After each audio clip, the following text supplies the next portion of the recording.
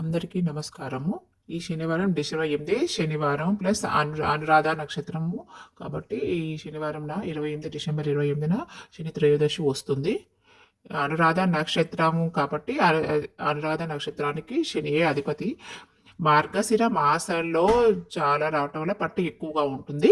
ఎవరైతే వృషభ రాశి వారు, కర్కాటక వారు, వృశ్చిక రాశి వారు, మకరం, కుంభమేళ రాశి వాళ్ళు ప్రస్తుతం గోచార రీత్యా శని రీత్యా బాధపడుతున్నారో వీళ్ళే కాకుండా శని యొక్క అంతర్దశలో ఉన్న, శని యొక్క నిజస్థితి ఉన్నా బాగాలేకపోయినా విపరీతమైన బాధలు, దుఃఖాలు ఎవరికైనా వస్తుంటాయి. ఎవరైతే శని కర్మకారకుడు, ఉగ్గకారకుడు కాబట్టి డిసెంబర్ 28న ఆ రోజు ఉదయాన్నే సూర్యోదయం కంటే నిద్ర లేచి తన స్థానం శని చుట్టూ 9 సార్లు ప్రదక్షిణాలు చేసి శని భగవాను యొక్క సూత్రం పైన పెడతాను.